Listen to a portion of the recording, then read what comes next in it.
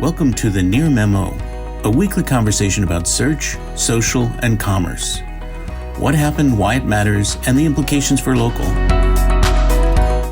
Okay, hello, welcome everybody. I'm back after a week of vacation with David and Mike, and we're here with the Near Memo talking about the week's news and events and controversial happenings, as always. I don't know what episode this is, 23? 23. Okay, 23. All right, 23. And I guess we're ready to go here. So I'm up first with the issue this week that I'm going to talk about is the lawsuit, the antitrust suit against Google Play, which sort of corresponds to similar antitrust efforts going on targeting Apple. And then Facebook also had a report. It was a third-party report sponsored by Facebook that was talking about how default apps crowd out insurgent or challenger apps and harm competition. So the interesting question here, beyond the fact that I think all these antitrust suits face long odds based on what we saw happen with the dismissal of the FTC suit against Facebook, the interesting question here is, if these actions had their way, meaning that no default apps, diminished control over these app stores, would the competitive dynamics in the market change? That's the interesting thing to think about. If everything proceeded as the government wants and as competitors want, what would happen in terms of consumer behavior? And I think that my position, which I think Benedict Evans is also articulating, is that we wouldn't see that much change because people would gravitate toward their familiar apps and would simply install them. There might be some change at the margins, but it wouldn't be significant. Who disagrees? So I generally agree with you, but I will say that I think it would significantly harm Apple Maps not to be the default mapping application on iOS devices. I would agree with that. Yes. I actually think it would increase the market share of Google Maps based on the behaviors in my own family among non-tech oriented people who have been using Apple Maps for years, thinking it was Google Maps.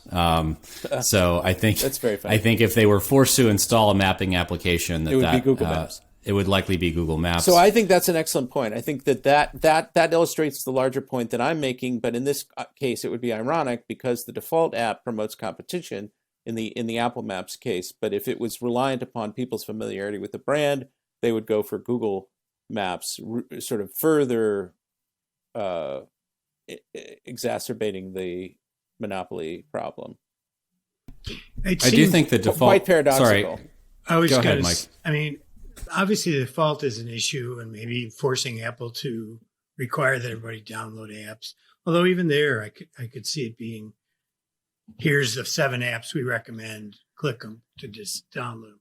I mean, ultimately, the problems the FTC ran into, one, they dealt with some of that this last week by voting to be to make it easier to do antitrust enforcements with this 3-2 partisan vote, to make it easier to allow staff to research it and to allow it to be brought forward without the need for a judge. But without additional legal guidance from Congress, I think what happened in the Facebook case getting thrown out might happen again. So while the FTC is positioning itself to be a more active player in this regard, it's not clear that there's a framework. The judicial framework is still the old framework of consumer harm. And without changing the law, there's going to be a difficult time for any of these cases.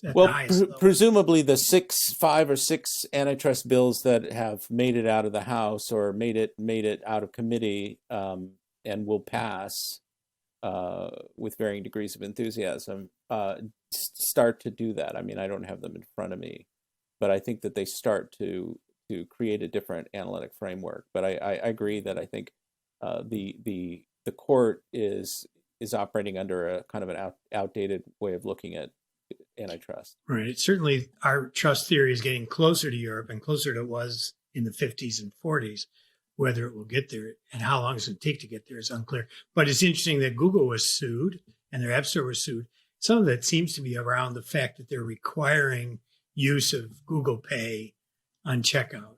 Although, if you're going to be in the App Store, you don't have to be. If you're going to be in the App Store, you have to use Google Pay. So maybe I don't know. Yeah, that may be one of the issues. I mean,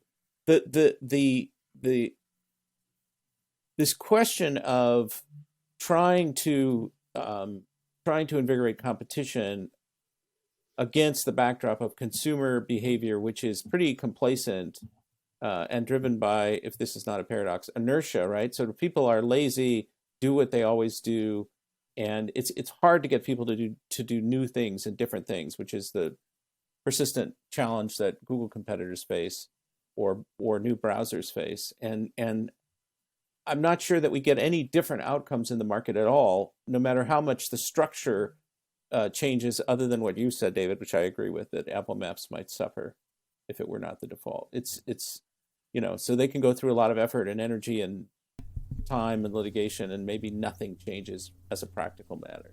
I do think there are certain areas, though, where it might, as you said, help along the margins. I think that there probably are plenty of people who, are currently defaulting to Google or whatever in Safari on their iOS device, that if presented, sort of like the nutrition label, like if presented that they have to make a choice setting up their phones, all the way along, that there might be, a shift of 10% or something in one direction or another.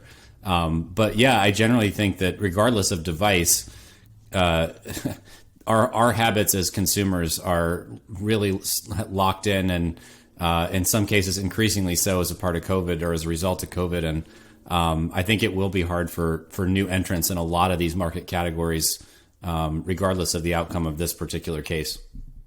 Thanks for joining David, Mike, and Greg. To stay on top of the latest developments in local, subscribe to our newsletter at nearmedia.co. We'll see you next week.